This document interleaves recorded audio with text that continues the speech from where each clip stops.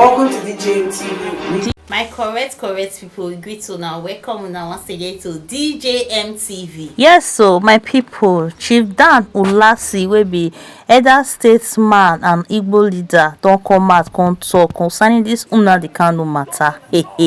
Una know say last week they go court to when court come talk say Nnamdi Kanu say get matter to answer for court, say all those charges wey they say they don dismiss, say e never finish o.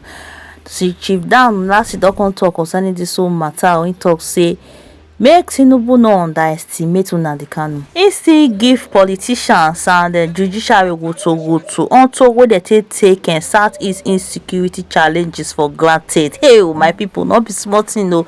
Anyway, I go play una this video now. Make una listen to Chief Dan Ulasi, the elder statesman for southeast. Make una watch and make una no forget to like and share. Watch the video.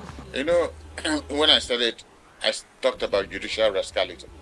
So what it empowers is security rascality. Because you cannot tell other police, army, navy, air force, condemn them plainly, and then you exonerate them. So you give them license to kill Nigerians, just like they are doing in Plateau, killing people. They are doing in Benue. Herdsmen are killing people. But you haven't had any person in this country condemn the herdsmen of Nigeria for killing hundreds of thousands of Nigerians. You haven't had them condemn the killings in southern Kaduna. So the security agencies have been encouraged to recklessness. And recklessness not about spoken word. Recklessness with gun, killing Nigerian citizens. So if anybody, when Nigerian citizens see the details of the Supreme Court statement today, they will marvel at how, after saying all these illegalities that the federal government and their security agencies committed, all they had to do was that the primary court said, the appeal court said that the primary court had no jurisdiction. So they condemned the appeal court for taking that decision. Therefore, because the primary court had jurisdiction, the case should go back to them.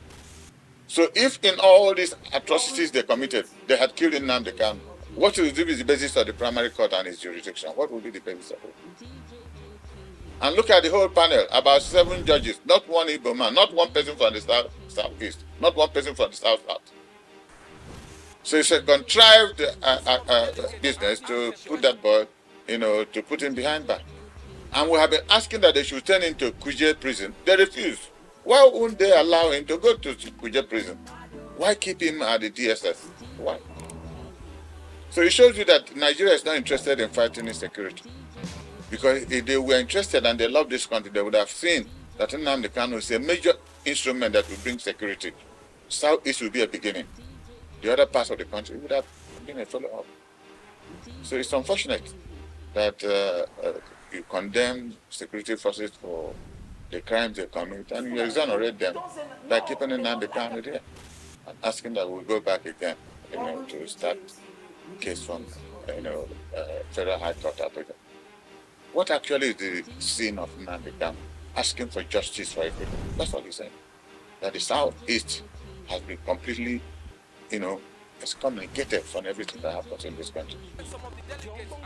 So we pray that this young man, I don't know whether you have had the privilege to speak with him, one of the most brilliant young men you can ever come across. Not only is he brilliant, but well spoken.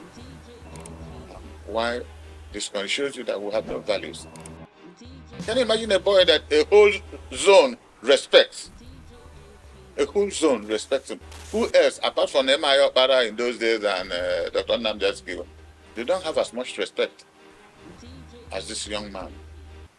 That would have been an advantage for Tinubu and his government with the National Security Advisor to say, look, how do we seriously start to curb this insecurity in the country? If this boy is so loved by his people, why don't we sit him down and discuss with him, know where he's coming from? If there are things he's agitating against we can solve, we start doing something. And look at Northwest and Northeast. Look at where the country is today.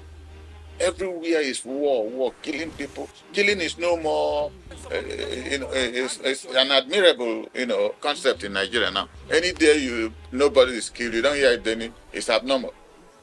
But in a normal day, hundreds killed in herdsmen in Plateau, Plateau, in southern Kaduna, in the southeast.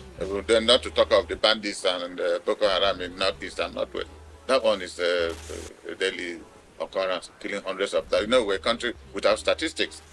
If we have good statistics, people will riot to know the number of Nigerians who are dying. Every town now, in all parts of the country, people are burying people. People go to bed, they won't wake up.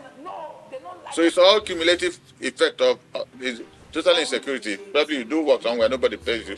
You are working for somebody, you are not paid. You go to bed, you are thinking of what you will tell your wife in the morning. You can't pay school fees. The man goes to bed and won't wake up.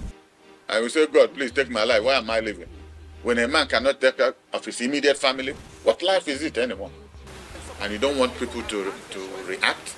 Young men leave school, no work, and they see somebody who rigged an election and goes to Abuja and he buys a armored plated jeep for 160 million, and he wants him to go and sleep. His parents sell their property to train our young men and women, and they come out 1, 2, 3, 4, 5 years. They can't say good morning, thank you to their parents. They look at their parents without any hope of tomorrow. Parents who have trained their children, we should have hope that their children should get back to train, take care of them.